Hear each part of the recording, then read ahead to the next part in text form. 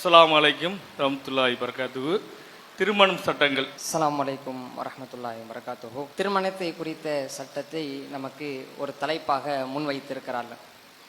பொதுவாக இஸ்லாத்தை பொறுத்தவரையில் திருமணம் என்று சொன்னால் ஒரு ஆணாக இருக்கக்கூடியவர் பெண்ணுக்கு கொடுக்கக்கூடிய அந்த உரிமைகளை கொடுத்து அந்த பெண்ணை திருமணம் செய்வது என்று நம்முடைய மார்க்கம் சொல்லி காட்டுகிறது. இறைவன் தன்னுடைய திருமறையில் இதை குறித்து பேசும் பொழுது ஆத்துன் நிசா சதுகாத்து இன்ன நிகழா, ஆண்களே உங்களது மனக்கொடைகளை நீங்கள் திருமணம் செய்யக்கூடிய அந்த மணப்பெண்களுக்கு மனமுகுந்து கொடுங்கள் என்ற அந்த இறை வசனத்தின் அடிப்படையிலும் இன்னும் இறைவன் சொல்லக்கூடிய ஏராளமான திருமணத்தை குறித்த சட்டங்கள் திருமறை வசனங்களிலும் நபி மொழிகளிலும் பொதிந்திருக்கின்றது. இந்த தருணத்தில் திருமணத்தினுடைய சட்டம் என்று கேட்டதனால் இந்த ஒரே ஒரு வசனத்தை மட்டும் நாம் முன்வைத்து நிறைவு செய்கின்றோம். அஸ்ஸலாமு அலைக்கும் வரஹ்மத்துல்லாஹி வபரகாத்துஹு. சலஃபியல் கொள்கையை பற்றி விளக்கமே. அஸ்ஸலாமு அலைக்கும் வரஹ்மத்துல்லாஹி வபரகாத்துஹு. சலஃபி கொள்கை பற்றி விளக்குங்க அப்படின்னு கேட்டிருக்காங்க. இந்த சலஃபி கொள்கையை பொறுத்தவரையில் அந்த கொள்கையை ஏற்ற மக்கள் குர்ஆன் ஹதீஸ் என்பதை தாண்டி சஹாபாக்களுடைய சொந்த கருத்துக்களும் மார்க்க ஆதாரமாக ஆகும், அதையும் நாம் ஏற்றுக்கொள்ளலாம் என்ற அடிப்படையை மக்களுக்கு பிரச்சாரம் செய்து வருகிறார்கள். ஆனால் அல்லாஹ் தன் திருமறை குர்ஆனில் சொல்லும்போது இத்தபிஉ மா உன்சில இலைக்கும் ரப்பிக்கும், உங்கள் இறைவனிடமிருந்து உங்களுக்கு அருளப்பட்டதை பின்பற்றுங்கள், வலா தத்தபிஉ மின் தூனிஹி அவுலியா, அவனை விடுத்து யாரையும் பொறுப்பாளர்களாக ஆக்கி நீங்கள் பின்பற்றாதீர்கள் என்று அல்லாஹ் சொல்கிறான்.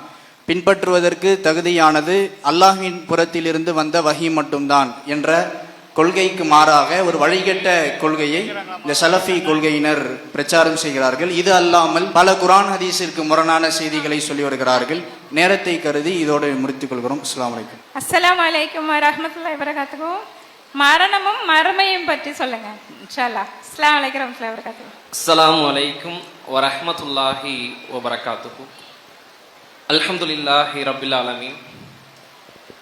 மரணம் பற்றியும் மறுமை பற்றியும் தலைப்பு கொடுத்திருக்கிறாங்க. அல்லாஹ் ரப்புல் ஆலமீன் தன்னுடைய திருமறை குர்ஆன்ல சொல்லுகின்ற பொழுது குல்லு நஃப்ஸின் தாயிகத்துல் மௌத், ஒவ்வொரு ஆன்மாவும் மரணத்தை சுவைத்தே தீரும். இந்த உலகத்துல ஒரு ஆத்மா ஒரு உயிர் இருக்குதுன்னு சொன்னா அதற்கு ஒரு எண்டுகாடு, ஒரு முடிவு என்று கண்டிப்பா இருக்கும். மரணத்தை தழுவிதான் ஆக வேண்டும் என்பதை அல்லாஹ் ரப்புல் ஆலமீன் தெளிவுபடுத்துறான். அதே போல மரணத்தோடு ஒருத்தனுடைய வாழ்க்கை முடிஞ்சிருமான்னு பார்த்தா கிடையாது. மரணத்துக்கு பிறகு இந்த உலகத்தில் அவன் எப்படி வாழ்ந்தான், அவனுடைய வாழ்க்கை எப்படி அமைஞ்சிருந்தது, நன்மையின்படி செயல்பட்டானா, தீமைகளை விழுந்து கடந்தானான்னு சொல்லி இறைவன் விசாரிக்கக்கூடிய நாள் எதுன்னு சொன்னா மறுமை நாள் தான். நிச்சயமாக இந்த மறுமை நாள் இருக்குல்ல, அது மிக கடுமையானதாக இருக்கும் என்று சொல்லி இறைவன் தன்னுடைய திருமறை குர்ஆன்ல பேசி காட்டுகிறான். அப்ப மரணம் குறித்தும் மறுமை குறித்தும் இன்னும் ஏராளமான வசனங்கள் சொல்லப்பட்டு இருக்கிறது. எனவே அரை நிமிடங்கள் இருக்கிறதுனால இவ்வளவுதான் சொல்ல முடிஞ்சு. அஸ்ஸலாமு அலைக்கும் வரஹ்மத்துல்லாஹி வபரகாத்துஹு. அஸ்ஸலாமு அலைக்கும் வரஹ்மத்துல்லாஹி வபரகாத்துஹு. பெண்களின் சொத்துரிமை குறித்து கூறவும். பெண்களின் சொத்துரிமை என்கிற தலைப்பு சொல்லப்பட்டிருக்குது. பொதுவாக இன்று பெண்களுக்கு ஏராளமான உரிமைகள் பறிக்கப்பட்டு பெண்களுக்கு கொடுக்க வேண்டிய அந்த உரிமைகளை எல்லாம் கொடுக்காமல் பெண்களை அடிமைப்படுத்தி கொண்டு இஸ்லாம் தான் பெண்களை அடிமைப்படுத்துகிறது என்கிற விமர்சனத்தையும் மக்கள் வைக்கின்றார்கள்.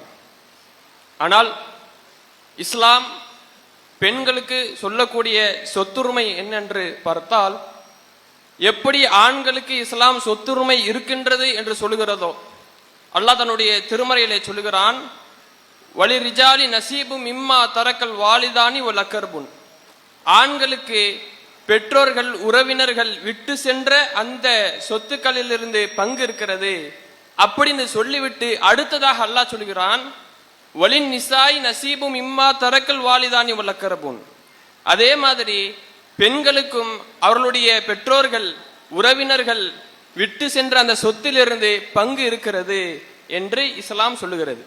இதற்கான பங்கு என்ன, பெண்களுக்கு எவ்வளவு பங்கு கொடுக்கப்பட வேண்டும் என்பதெல்லாம் ஏராளமாக இஸ்லாத்துல சொல்லப்பட்டிருக்கு. குறைவான நேரம் கொடுக்கப்பட்ட காரணத்தினால இத்தோடு முடித்துக் கொள்கிறேன். அஸ்ஸலாமு அலைக்கும் வரஹ்மத்துல்லாஹி வபரகாத்துஹு. அஸ்ஸலாமு அலைக்கும் வரஹ்மத்துல்லாஹி வபரகாத்துஹு. ஏகத்துவமும் சோதனையும். அஸ்ஸலாமு அலைக்கும் வரஹ்மத்துல்லாஹி வபரகாத்துஹு. புகழும் புகழ்ச்சியும் இறைவன் ஒருவனுக்கு. ஏகத்துவமும் சோதனையும் என்ற தலைப்பை கொடுத்துள்ளார்கள். பொதுவாக நாம் இஸ்லாமிய மார்க்கத்தை நம்முடைய உள்ளத்திலே ஆழ்பதிந்து உண்மையாக பின்பற்றினோம் என்று சொன்னால் அதன் மூலியமாக பல்வேறு சோதனைகள் என்பது நமக்கு வரக்கூடியதாக தான் இருக்கும். அதற்கு ஒரு உதாரணமா நம்ம சொல்லணும்னா, நம்முடைய தூதருக்கு இறைவன் சொல்லக்கூடிய ஒரு முன்னோடி நபி இப்ராஹிம் அலைஹிஸ்ஸலாம் அவர்கள். இப்ராஹிம் அலைஹிஸ்ஸலாம் அவர்களும் இந்த இஸ்லாமிய மார்க்கத்தை ஆழமாக தன்னுடைய மனதிலே பதிய வைத்து மக்களுக்கு மத்தியிலே சொல்கின்றார்கள். அப்படி சொல்லக்கூடிய நேரத்தில் என்ன ஆகுதுன்னு சொன்னா, ஒரு சூழ்ச்சியின் மூலமாக ஒரு பெரும் சோதனை ஏற்படுகின்றது. என்னன்னா, நெருப்புல தூக்கி எறிகிறாங்க. அப்ப இறைவனுடைய உதவி என்பது நபி இப்ராஹிம் அலைஹிஸ்ஸலாம் அவர்களுக்கு கிடைக்கின்றது. இறைவன் சொல்லி காட்டுகின்றான், கூனி பர்தன் வசலாமுன் அலா இப்ராஹிம். அந்த நெருப்பை இறைவன் என்ன செய்யறான், இப்ராஹிம் அலைஹிஸ்ஸலாம் அவர்களுக்கு குளிராகவும் சாந்தமாகவும் மாட்டுகின்றான்.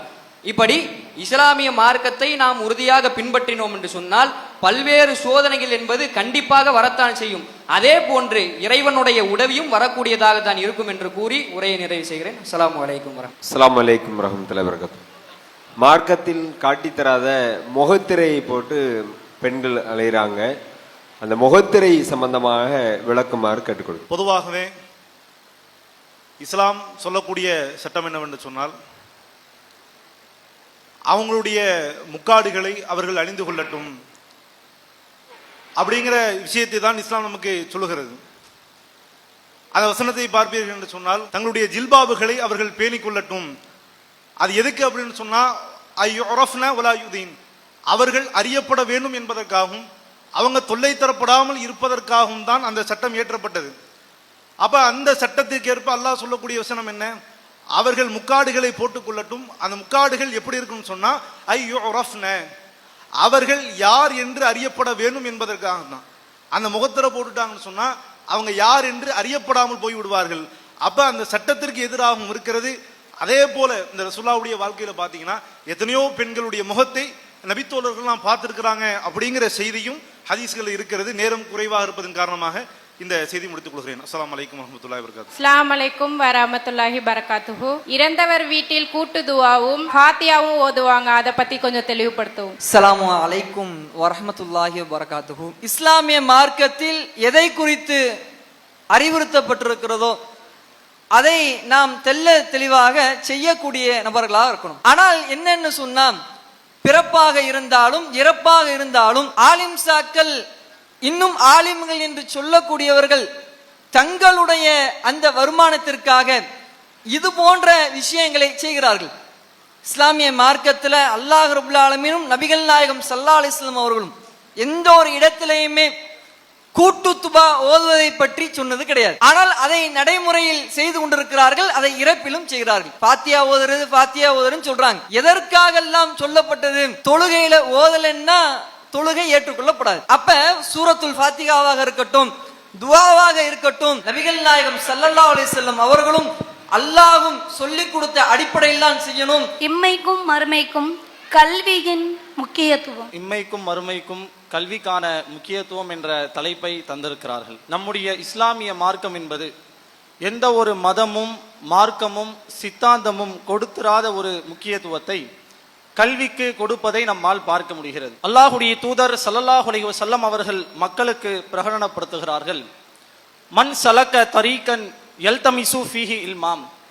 யார் கல்வியை தேடி ஒரு பாதையில் பயணிப்பார்களோ, சஹலல்லாஹு லஹு பிஹி த்வரீகன் இலல் ஜன்னாம், சுவனத்திற்கான பாதையை அல்லாஹ் அவருக்கு எளிதாக்குகிறான் என்று நபிகளார் சொல்லும் செய்தியை நம்மால் பார்க்க முடிகிறது. சரியான கல்வியை ஒருவர் தேர்ந்தெடுத்து படிப்பாரையானால் அவருக்கு இந்த உலகத்திலும் வெற்றி இருக்கும், நாளை மறுமையிலும் வெற்றி இருக்கும் என்று நபிகளார் சொல்லியிருக்க, அதிகமான கல்வியை கற்று இம்மையிலும் மறுமையிலும் வெற்றி அடைய வேண்டும். அஸ்ஸலாமு அலைக்கும். உறுதிமிக்க ஈமானே உம்மத்தின் பலம் என்ற தலைப்பில் ஒரு சில விஷயங்களை கூறுவோம். கனிமிக்க எல்லாம் வல்ல அல்லாஹ்வுடைய நல்லடியார்களே, நாம் அனைவரும் இந்த ஏகத்துவ கொள்கையில் உறுதியானவர்களாக இருக்க வேண்டும். அல்லாஹ்வுடைய தூதர் ஸல்லல்லாஹு அலைஹி வஸல்லம் அவங்க சொல்றாங்க, குல் ஆமன்து பில்லாஹ், நம்பிக்கை கொண்டேன் என்று நீ சொல், ஃபஸ்தகிம், அதில் உறுதியாக நில் என்று சொல்கிறார்கள்.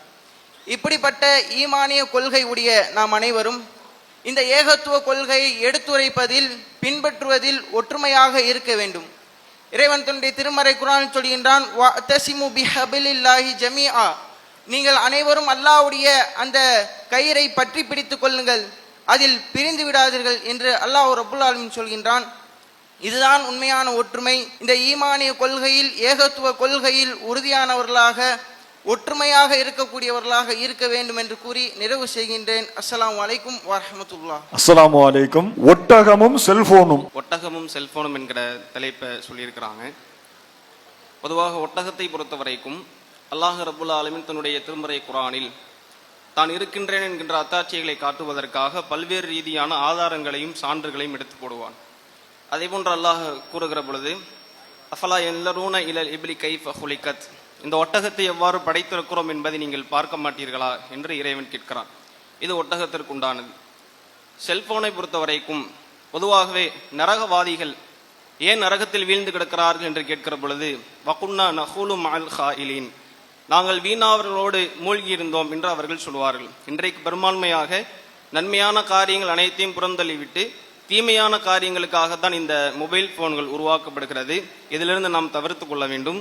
இந்த அரை நிமிடத்திற்கு இதுதான் பதிலாக இருக்கும். அஸ்ஸலாமு அலைக்கும். பட்டம் பெறக்கூடிய மாணவர்கள் 1000 தலைப்புகள் அல்ல, பல ஆயிரம் தலைப்புகளில் பேசக்கூடிய அளவிற்கு தங்களுடைய கல்வி வல்லமையை அல்லாஹ்வுடைய அருளால் வளர்த்து கொண்டிருக்கிறார்கள். நேரம் இன்மை காரணமாக இத்துடன் இந்த நிகழ்ச்சி நிறைவு பெறுகிறது.